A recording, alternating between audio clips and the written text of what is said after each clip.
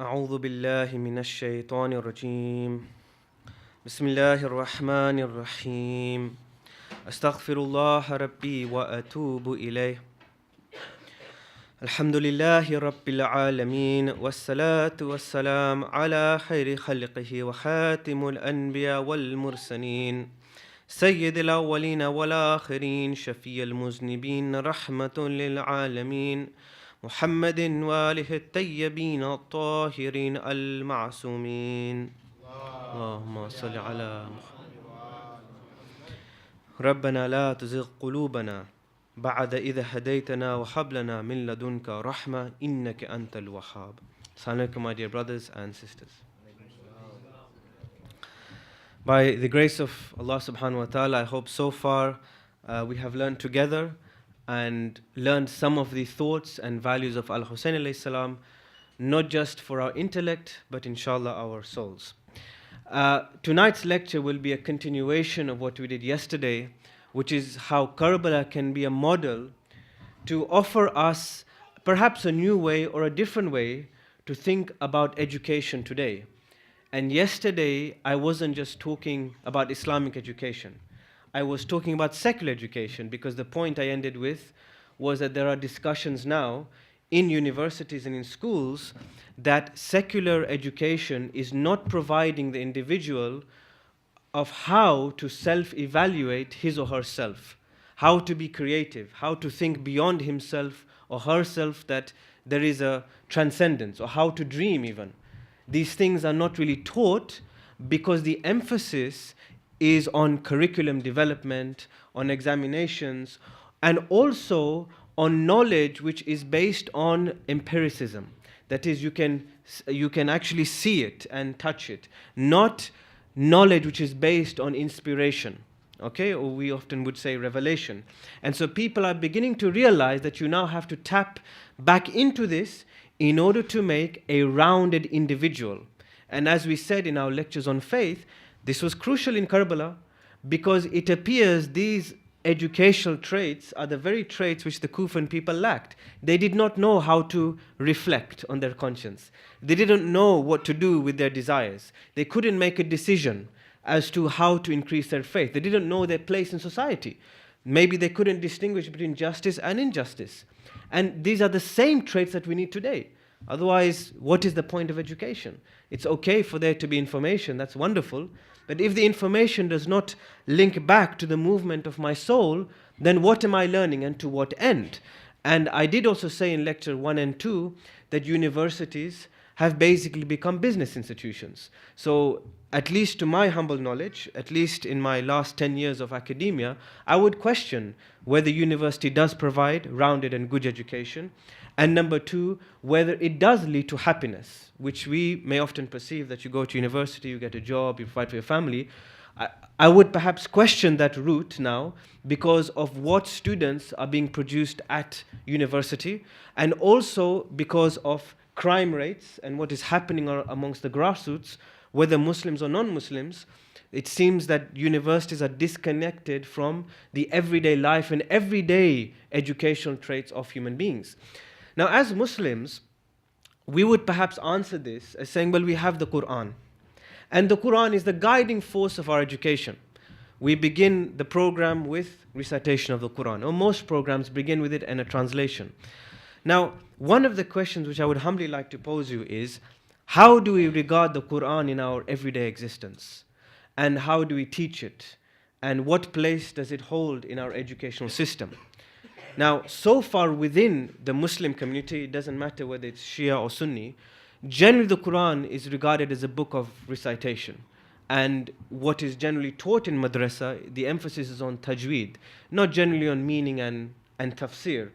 Perhaps most of you would agree with this, but as a madrasa teacher, this is the small conclusion I'm making. So children are not taught to critically or spiritually engage with the Qur'an. For example, if you read a poem, like the beautiful poems which are read out, mashallah, throughout these days, we listen to it and we want to be moved by the poetry. It's a natural human feeling. And we want to learn about the messages in the poetry. So when you hear the poetry, you are a listener. You are there to be very receptive to the messages of the poem. And you are there to learn, or you are there to listen to how that speaker speaks. So one of the brothers that recites, you can see that he recites in a particular rhythm, right? Or a beat to emphasize certain boldness. Now, this is something natural to us. I'm not saying anything new or something very intellectual. But when it comes to the Qur'an, how do we do it? What are we actually meant to do? So we listened to the Qur'an just now. What's meant to happen to us? What listening techniques are we meant to use? And how is it meant to be recited? I don't know if we ever ask ourselves this question.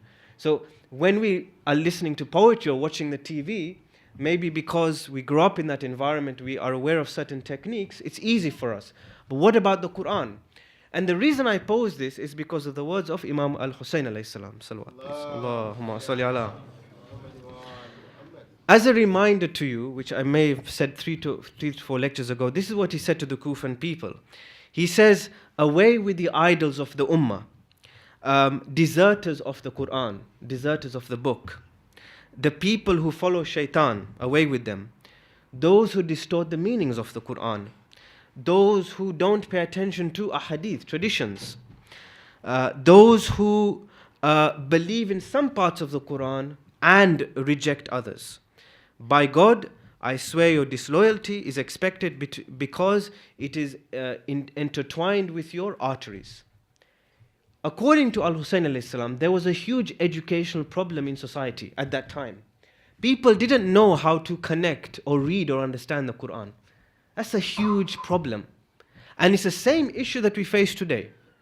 Not just at the community level with whether we teach it properly and what we emphasize, but I don't need to tell you how so-called Muslim terrorists, and it doesn't have to apply to Islam. We see this with crusades, we see this with many other facets in Islamic history, how supposedly religious groups would manipulate or distort meanings to advance certain aims. It happened with the Khawarij and Imam Ali alayhi salam. The Khawarij used certain verses of the Qur'an to say that you don't deserve to behave this way. You don't deserve to have an arbitration with Muawiyah. You are going against the Qur'an. And so you deserve to die. Simple. Now, they were very righteous. It appears they did it with ikhlas. So what is the issue? Well, clearly there is an issue because it seems that the Qur'an was disconnected with fundamental justice. The Qur'an was disconnected with fundamental morality. So now, what is happening here? How come the Qur'an does not occupy a very guiding force within the educational structure of al-Husayn society? And now today, do you think, I'm posing this question, do you think it occupies this guiding force in our society? Do you think it has a practical role to play in our lives every day? If it doesn't, then we should admit it. And we should say, to be fair, I don't really read it. I reflect on it when I want to. And we should admit that and we should take responsibility for it. If that is the case, but we still want to say that we have the Qur'an and we have the Sunnah, and these are the most beautiful things that we have, well, how do we use them? At the scholarly level, that's easy to answer because you will find fuqaha, jurists, will interpret the Qur'an hermeneutically and will look at the language and will use narrations as taqsis, as specification for the Qur'an in order to derive a law. If you look at the mutakallimin, if you look at theologians, they will perhaps advance rational arguments and doctrines and use some philosophy in order to extract the idea that there is one God and that He is just. Okay? If you look at the Urafa, mystics won't really go by all of that. They will say, what are you talking about? The Qur'an is a spiritual book. And this spiritual book is fundamentally for the spiritual training of the human soul. So we don't need to worry too much about splicing language. We don't need to worry about theological doctrines because at the end of the day, the human being is on a personal journey. That's it. Now, at the scholarly level, different forms of interpretation exist and they can still be developed. But at the community level, how do we regard the Quran? That's more important because the Quran is not for scholars, not just for scholars. The Quran is for you and I. The Quran is for everybody. So now clearly there must be something happening here. Either we have not been communicated how we should look at the Quran, number one, that's one issue you can say, or we ourselves perhaps are not putting in the effort or trying to understand or look at the Quran in our society in a way that it does elevate our nafs. If these two problems exist, or we are posing ourselves this question, how should we look at the Qur'an then? If we are accepting that the Qur'an is meant to be this guiding force, we need to look no further than Ali ibn Abi Talib alayhi salam. Allahumma salli ala. Now, he has two beautiful sermons in Nahj al-Balagha which give us a very big clue as to how we should use the Qur'an. And you might find his thoughts very different to how we are looking at the Qur'an today. And the reason I say this is because if you look, generally speaking, at our community practices, and you look at what the Qur'an is used for, right? If you're ill, you recite a surah. If you want to make sure the child is pure, make sure he memorizes as many surahs as possible. Look at what Ali ibn Abi Talib says, and look how specific with which he's saying it. He says in Sermon 110, تَعَلَّمُوا الْقُرْآنَ فَإِنَّهُ أَحْسَنُ الْحَدِيثِ. Okay? It's very beautiful language. He says, know the Qur'an. No, understand the Qur'an, because it is the most beautiful narration, or the best narration. Why does he say narration? Is the Qur'an a narration? Well, to some degree, yes, it is. Because even after the Qur'an was revealed to the Prophet, it still had to be compiled accurately, still had to be communicated to people accurately. So you still have to prove the notion that the Qur'an is an authentic book. Okay? And Ayatollah Khoui, in his book, The Prolegomena to the Qur'an, has a beautiful argument, or lots of arguments about this, if you want to refer to that. But we still have to show that the Qur'an is an authentic book, that there was no discrepancy in the communication. So the first thing he says, rely on this book, because this is the best and most beautiful narration. It is an accurate book. And understand it, know it. Then he continues, وَتَفَقَّهُ فِيهِ فَإِنَّهُ رَبِيعُ الْقُلُوبِ. He says, deeply understand. Fiqh doesn't mean jurisprudence, that's a later meaning. Fiqh means deep understanding. He says, deeply understand it because it is a rabi'ul qulub, it is a spring for the hearts. That's a very beautiful language. Understand it deeply, because it is a spring for your hearts. Now we're getting a bit closer. A spring for the hearts. Something's meant to happen to me when I'm meant to deeply understand it. And he clarifies this. وَإِسْتَشْفُوا بِنُورِهِ فَإِنَّهُ شِفَاءُ الصُّدُورِ. He says, seek cure with its light, because it is a cure for the chests. Now, I will explain why is this a cure. I don't know, maybe what you're thinking at the moment, how is the Qur'an a cure for my life? How does it cure me? I go to my doctor, if I have a problem, I go to speak to a psychiatrist, how is the Qur'an a cure for me anyway?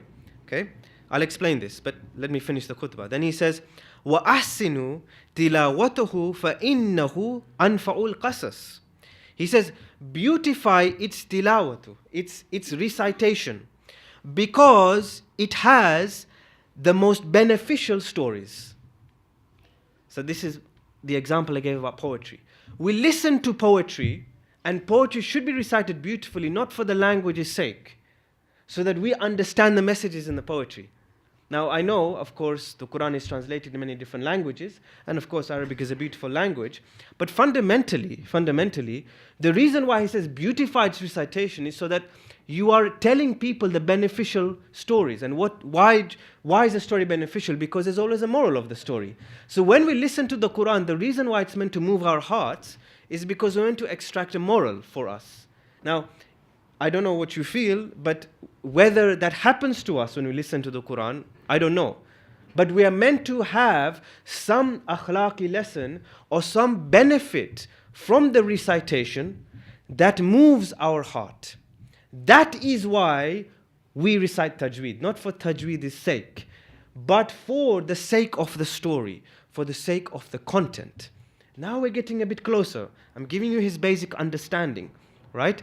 So look how he's positioning the Qur'an within education. Within education, the Qur'an holds some kind of guiding force, precisely because it has content, because it has the ability to move the heart, and because it contains some kind of cure. And what is that cure? Imam Ali says, this is in Sermon 176. And Ibn Abi al-Hadith says this is the greatest sermon in Nahj Balagha about the Quran. The greatest sermon. So we should all, inshallah, try to read it whenever we have time. And I'll just say the first 1 or 2 paragraphs. Imam Ali says, know that this Quran is an advisor who never deceives, a leader who never misleads, and a narrator who never speaks a lie. This is exactly what he said before. No one will sit beside this Quran, but that when he rises, he will achieve one addition or one diminution. That means something less. He will receive one addition in his guidance or elimination in his spiritual blindness. You should also know that no one will need anything after guidance from the Quran. Therefore, seek cure from it for your ailments. What are our ailments? What are our illnesses? Seek its assistance in your distresses. It contains a cure for the biggest diseases. What are the diseases? Disbelief, hypocrisy, revolt, and misguidance. These are the 4 illnesses or educational illnesses of mankind. And arguably we may all have these, maybe till day of judgment. Because at one time or another I will be rebellious. At one time or another I will be a hypocrite. How do you know whether I'm giving this lecture sincerely? You don't know. Only Allah knows. So the duty is for me to go to the Quran to remove my hypocrisy.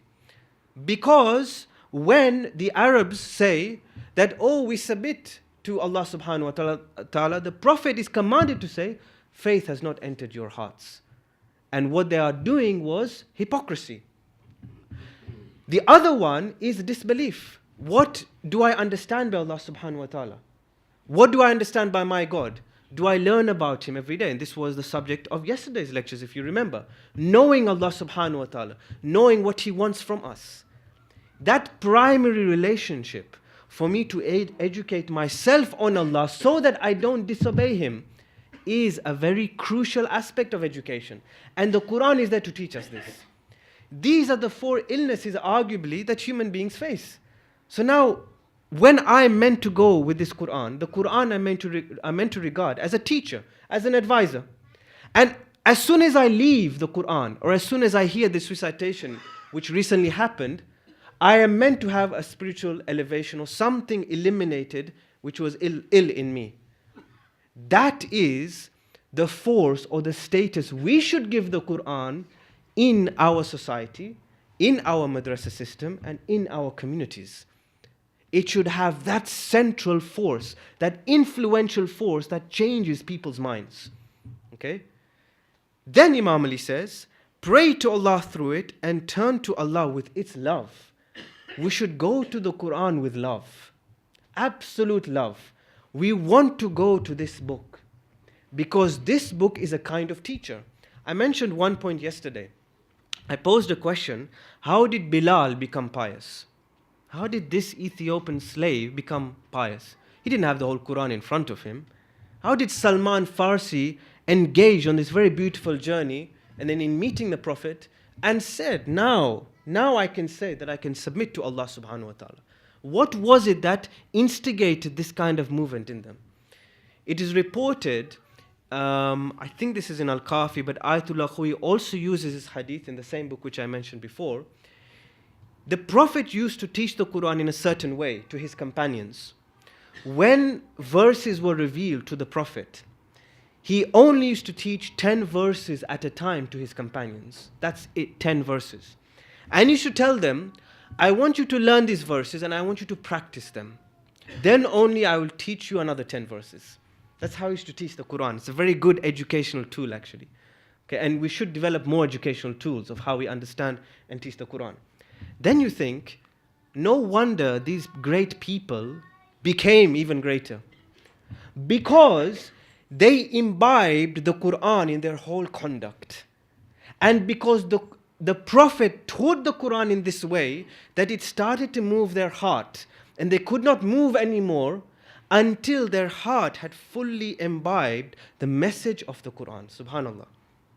This is how, I'm giving one small example of how the Quran can be taught to children. Not as an overdose, but as a way in which they, through their conduct, through their very being and existence, from sitting at the table to the way they talk to people, you can see that this person has a light in them.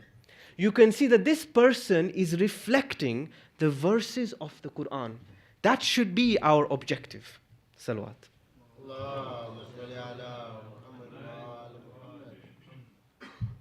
Now, going on in Sermon 176, Imam Ali has a warning to people. He says, "Beware, every sower of a crop is in distress, except the sowers of the Qur'an. You should be among the sowers of the Qur'an and its followers, the people that engage with it, the people that make things with the Qur'an. Make it your guide towards Allah. Okay? Seek its advice for yourselves. Don't trust your views against it. And regard your desires in the matter of the Qur'an as deceitful." This is one very important thing. When we are approaching the Qur'an is our teacher. Okay? We should not impose our limited and base desires on the Qur'an. So when I gave the example of terrorists or the Kufans, according to al-Husayn, they imposed their desires on the Qur'an. And that is why you find that any book can be manipulated for a person's personal ends. That's how problems result. But if the Qur'an is regarded as the spiritual advisor and the spiritual teacher, then the problems can be less. But then this means we have to regard the Qur'an in a certain way. Today we have the notion of a textbook. And any person that goes to school and university would say, this is the textbook I have to buy, which costs 40, 50, 60 pounds. And unfortunately the student is scrambling for money, it's terrible. But in the syllabus they have to buy the book, right? Or in school you're taught Shakespeare is your textbook. Or in maths or in chemistry you have a textbook. I don't know if you ever thought about this. Do you know why such a thing as a textbook exists? Do you think it should exist in education? Do you think that there should always be a textbook for everything? Sometimes we take it as a given because we want to learn and we want to refer back to something. There's a scholar called Vinay Lal, very good scholar, who is criticizing Euro-Americanism and Eurocentrism, okay? And what he's saying is the whole Western educational system is built on the idea of a textbook. And he poses the question in a seminar to people. He says, have you ever thought why this is the case? It is principally because the textbook arose in the colonial period, and in other periods as well, in order to control the mindset or shape the way of thinking of a particular group. Now, that can be positive and negative, by the way. Because if you teach something in the right way, then it's fine, or if the textbook is quite open, whatever. But if you're only teaching one book all the time, then you are told to think about the world in a particular way. And that textbook remains. That's it. And people used to construct textbooks of Indian history, for example, of Arab history, it's very well documented, in order to shape the mind of how to think about their own history, in order to demean their own confidence. All right? I mean, obviously there are many elders here, and they may know history better than me, many Indians, Arabs, Iranians, whatever. But those, of course, who have taken interest or who have spoken to their grandfather, etc., may also be able to share in this, that is why, if you like, minorities' confidence become demeaned through the tool of education. And that's why textbook is there. And now, looking back, even at my own education and using certain textbooks, some were beneficial, but some, I can say, shaped my view to think of the world in a particular way. Now, we also have to be careful ourselves. We are Muslims. How are we using the Qur'an? How are we setting it as a textbook for our community? And how are we shaping our children's minds? That's a big question we have to ask ourselves. If we are only teaching the Qur'an, and in my humble view, as we have done since Muslims migrated to this country in the 60s and 70s, I wish I had the figures here, I'll give you the figures tomorrow, as to how many Muslim schools have been set up in this country since Muslim migration, and how many students we have in these schools. I have the figures, I'll tell you tomorrow, inshallah. I don't have them here. But since all of this, and maybe you can apply this around the world, I don't know, how have we used the Qur'an and how are we shaping people's minds? We have to take that responsibility. Because as I said, a textbook or setting a textbook, because for us the Qur'an is arguably our textbook, Setting the textbook has a positive and negative implication. In my view, we have limited the use of the Qur'an in our day-to-day life. And it's very difficult to reconnect with the Qur'an as a teacher. So our day-to-day life is not necessarily governed by any spiritual teacher. I mean, if we are reflective people and, we want to spend more time in prayers and we do tafakkur, that's fine. But let's talk generally, and the access people have and the lack of time people have and whether they are well off or not. Then you think, how are they looking at the Qur'an? Today, I was teaching and I asked a similar question. I said, how do you regard the relationship between aql and the Qur'an, intellect and the Qur'an? And there was one view in the class which said we are very limited. We can't know everything. Allah subhanahu wa ta'ala knows everything. And therefore, on the Day of Judgment, Allah can change His mind as to what decisions He makes. And that's a very Ash'ari view or Ash'arite view, which is the idea that Allah's will overtakes His justice. The Mu'tazila and Shia view, generally speaking, is that even God has to be subjected to justice. We can't believe in God unless He's just. And we ourselves can discover good and bad. Okay? And when I posed this question, there was a tension, which is, but we can't know everything, and what happens if I interpret the Qur'an wrongly? What happens if, as a community or as a human being, how do I know that I'm applying the Qur'an in the right way? That question is secondary, because the Qur'an is only a reminder, it's only an instigator. Aql is a revelation. Imam Ali says that the intellect is the messenger of Allah subhanahu wa ta'ala. The intellect is the messenger of Allah subhanahu wa ta'ala. It is the inner prophet. The Qur'an is the outer prophet. It's there just to push us, to instigate us. The aql is the thing that carries everything forward. When we say, what happens if I interpret the Qur'an wrongly, it's a paradoxical question. Because you have already interpreted the Qur'an. You're already putting your aql on there. You are creating the meaning. So you're only arguing with yourself. That's what it means. There's no such thing as the Qur'an as a static meaning. By me saying the Qur'an says this, it's me saying this. Because I am creating the meaning all the time. So I'm just arguing with myself. There's no such thing, there is Qur'an and aql. No, it doesn't work like that. The aql interacts with the Qur'an in order to derive meanings, but ultimately in order to instigate itself so that it can discover good and bad and develop society, inshallah. That is the real meaning of the Qur'an. That is why Imam Ali says that this Qur'an is an advisor to you. This is an advisor to you. It's an advisor that's meant to instigate you. We don't have to worry about being intellectual. We don't have to worry about that. Scholars, yes, they will guide, no problem. But you and I, see, I'm not regarding myself as anything. You and I, together, if we are sitting down and we want to improve our life, then we use the Qur'an. If we want to go into public and advance a theory, that's a different thing. Then there'll be public scrutiny. I believe the Qur'an says this, and in bioethics this should happen, or in human rights this should happen. That's no problem. But once you advance a theory, it doesn't matter if you're right and wrong, because at the end of the day, the theory is only right when it's accepted by the public. If the public generally accept, okay, I think this makes sense, then it will move forward.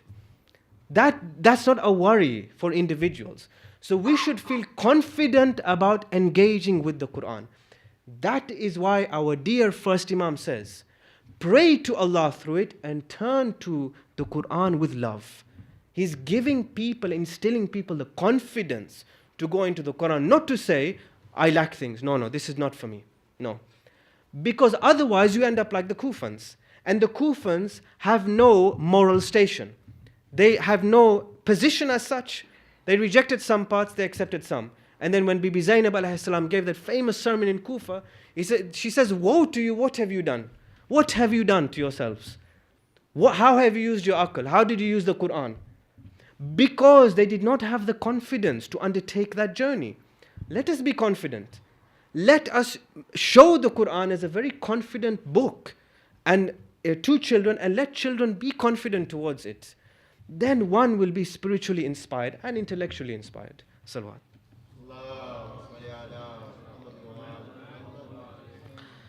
One or two things to end with. He says in that sermon, and this I find very beautiful, he links the Qur'an to justice, which was one of my early questions. So far, I've dealt with the Qur'an as a guiding force in education, but perhaps we need to look at it through different lenses. And Karbala gives us some way to do this. But the other thing which I found really interesting, and it also teaches any person that wants to engage in public speaking, or you want to give a majalis or anything, you can also learn from Nahju Balagha. Because when Imam Ali gives a sermon, he has a particular method. And in different sermons, there are different methods he employs. Sometimes the sermons are really short and very spiritual and very reflective. Like sermons about the world, which there are about 10, 15, 20 in Nahju Balagha, they're very short, and he simply allows the human being to reflect on his words. We don't have to have 1 hour majalises and these things. It doesn't matter. If the content is sufficient and it makes the person reflect, it's enough. Okay? And if you look at the sermons, they're very short, some of them. Some of them are long. But when he makes long sermons, he does something, I found. In Sermon 176, that very same sermon, he begins with the Qur'an. Okay? He begins with the Qur'an. Then in the middle of the sermon, he starts linking the Qur'an to justice. I was thinking, why is he doing this? Because he's given a very spiritual, theoretical view of the Qur'an, sit by the Qur'an, it's an advisor and all that. But then the cleverness of Ali ibn Abi Talib is to make the Qur'an a practical book in society. As I said, whether we do that is questionable. Whether it has that practical effect in our everyday life is perhaps a questionable thing which only you and I can answer in our private lives. The reason I say this is because Imam Ali changes his tone in the sermon, and this is what he says. Okay? He says, Amal, amal. Okay? That means deed, deed. Thumma nihayata an nihayata. Then look at the objective is repetition. Wal istiqamata al istiqamata. Remain steadfast is repeating this. Thumma sabra sabra. Then patience. Wal wara'a al wara'a. Piety, he says. Inna lakum nihayatan fantahu ila nihayatikum. You have an objective, proceed towards your objective. Then he says, Islam has an objective. Proceed towards its objective.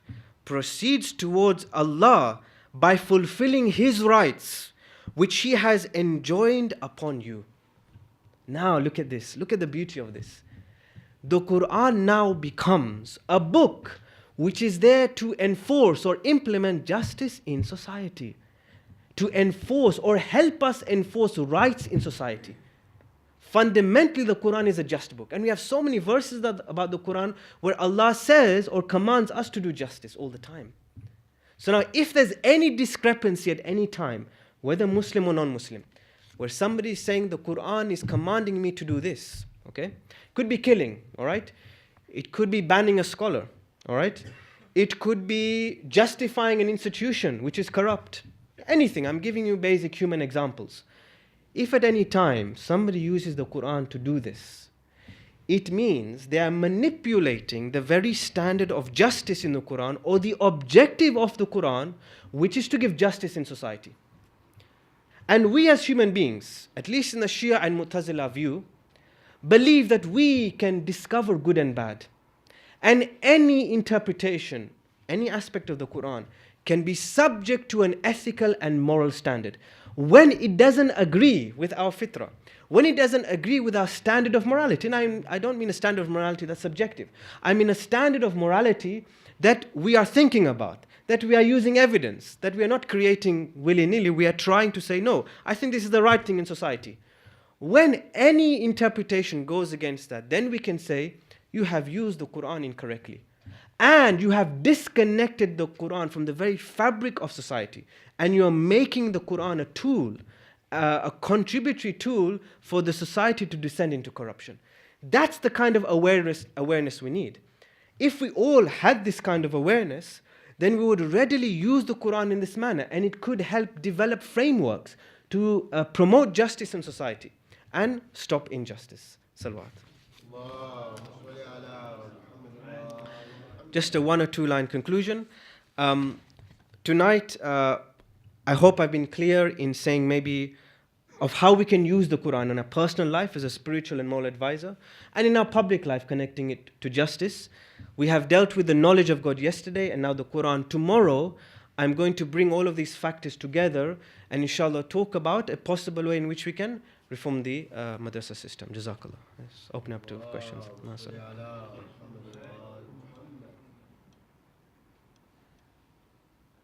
Any questions?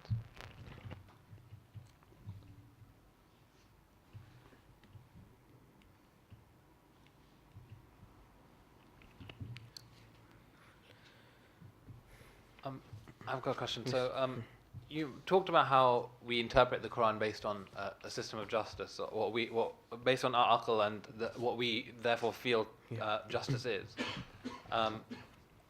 As time progresses, people's view of justice changes, whereas the Quran is the Quran and it stays the Quran forever. How do we consolidate that issue? And does that mean that our interpretation of the Quran can change, and therefore the actual the correct interpretation of the Quran, I guess, would change as well as we move? Jazakallah. Yes, ultimately it's our interpretation of the Quran that changes all the time. The Quran in its essence may remain the same, but again, as the Quran, as Allah says, I think in Surah number 43, there is an Kitab, there is a mother of the book, al-Lawhul Mahfuz, which is the original book full of wisdom. And what we have in front of us is the revealed book, which is bounded and limited by paper or limited by words. And there are theories on this which say that the words indicate to greater meanings, which Allah knows. Now, as you rightly said, that our interpretation of those meanings are going to change, and therefore our interpretation of what constitutes justice may also change. At a minimal level, arguably you can say it won't change, lying and stealing and these things. And perhaps most would agree on this, that those fundamental things will never change. But when it comes to ethical dilemmas, like slavery or bioethical issues and, let's say, women's rights or these things, there, yes, it depends on how our own nafs and our interpretation actually develops. And the question is, for example, you take slavery, that slavery was an institution in the Prophet's time, but there is another question. Would he have wanted slavery to be abolished? Would we like to see somebody to be a slave today? Now, let's say most of you, or if all of you say yes. Now, if we affirm the answer and we say yes, that means we are creating that standard of justice, because we may not have or don't have a command which says get rid of slavery. So we are now assuming or doing the thinking for the Quran and the Prophet and taking justice to the next level and saying there shouldn't be slavery. If we say no, actually, you know what, slavery should remain, then we have to accept that we can't discover many things then. I hope I've... So if we come to a situation where society believes that there is a specific idea of justice which contradicts directly with what the Quran says, do we often from what I've experienced, what we end up doing is we say, okay, those verses are specific to that context, and actually now they don't necessarily apply to society now. Is that a fair way to interpret the Quran? According to some, it would be, and using naskh, abrogation, and takhsis and these sorts of things.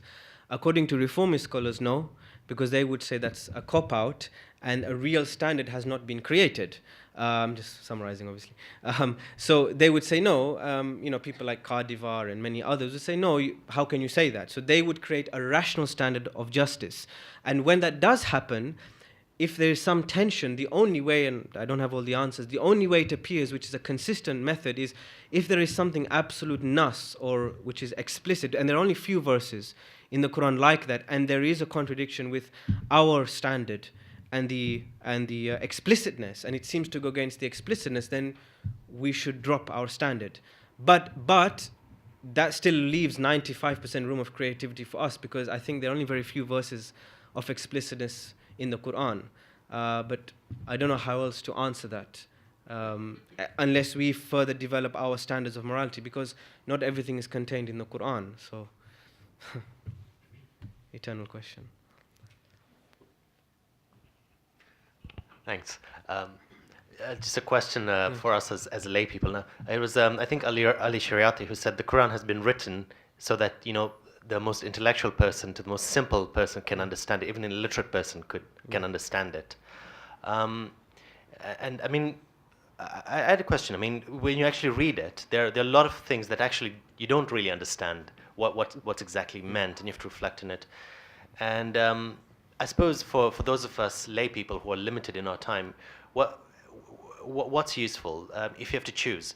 Really reflect on the words, or get a tafsir and read it. I mean, where would you put the emphasis? And are there any tafsir that you'd recommend for lay people? Okay, Jazakallah. I think the first part of your question depends really on your own intellectual level and your time. And there are some that would not be content with reading, they want to engage in tafsir. And if people don't have time for that, I think the tool which the Prophet, peace be upon him, used is wonderful, where you take a few verses at a time or 10 verses and you reflect on them, or you reflect on a passage. It doesn't mean the whole surah, but a passage. And the Qur'an uses a particular method called tasrifi, and tasrifi is basically juxtaposition with verses in order to create a meaning. You know, when you create a new theme, or you change the tone or message in order to create a new meaning in your mind or to elevate your soul, and it's a very beautiful technique. So I think that reflecting on a few verses or one small surah at a time, I think is a very practical way to make the Qur'an as an advisor. As to recommending tafsirs, obviously there are very wonderful ones in Arabic, but as I'm sure most of you know, the Al-Mizan is, I think, the only one that we have, which is a very wonderful work by Allama Tabatabai, which I think is the only one that we really have access to, and which is a good work, no doubt. So, inshallah. You mentioned in answer to a previous question that the Qur'an doesn't contain everything. For a lot of Muslims, that would be quite a controversial statement to make. Could you just explain what you meant by it? Jazakallah. I just mean in a very simple way, actually, that if you open the Qur'an, it doesn't tell you how to make a mobile phone. I mean, it doesn't contain physical facts and experiences that we ourselves are developing at the moment. It doesn't even contain the answers for all of our ethical dilemmas. It contains basic principles. If you want to say the Qur'an contains all universal principles, then yes, you could say that, you know, as patience and jihad and truth and all that sort of thing. But as a book, as an information book, no. I think it doesn't contain everything. Sorry, I don't see how that's controversial. I don't know. Unless you want to say I'm wrong and I've missed the verse that tells you how to create a mobile phone. I don't know. I'm not trying to be negative. This is just what I see. Could be wrong. Yes. Thank you very much. Okay, sure.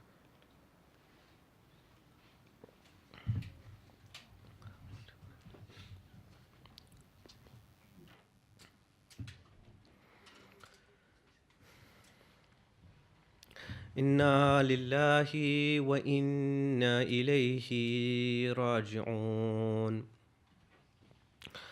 My dear brothers and sisters, at this time in Karbala, many have been killed, and there is one dear person which al-Husayn alayhi salam has always relied on, and that is our dear Abbas, Hazrat Abbas alayhi salam. Abbas the commander, Abbas the brother, Abbas the lion.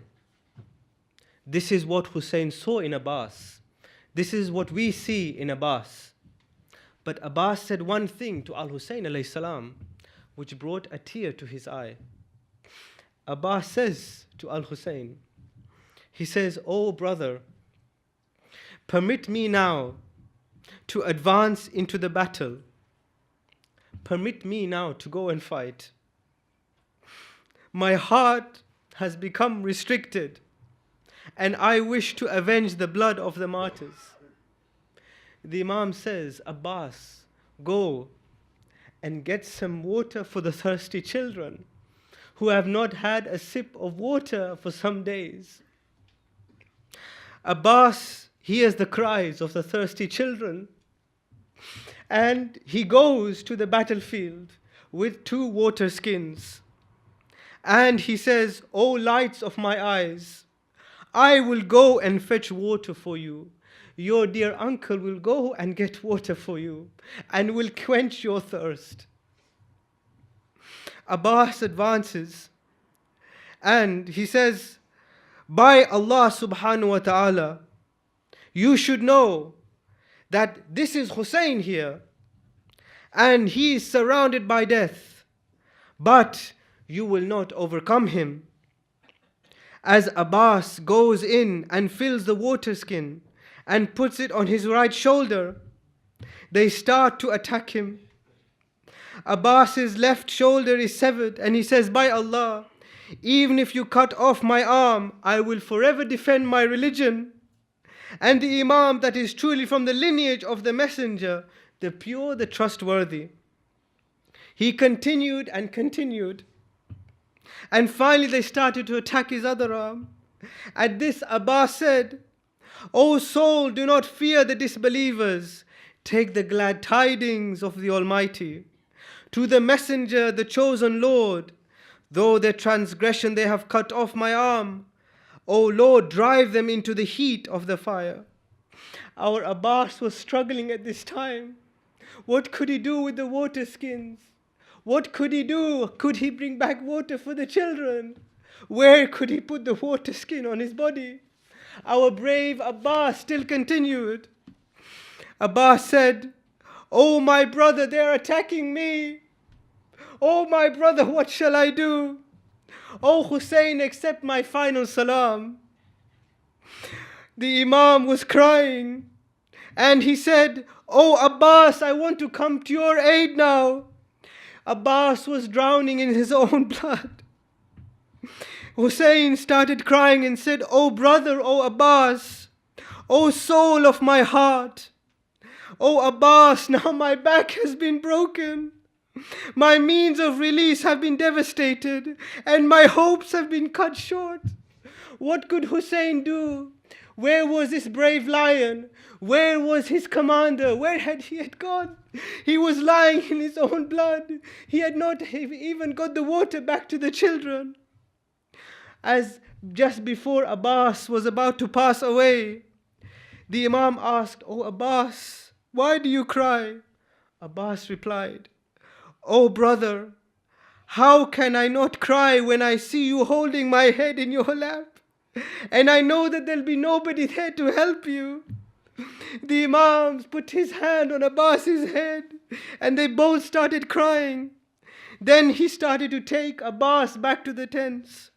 Abbas said, Wait, leave me here. Husayn said, Why?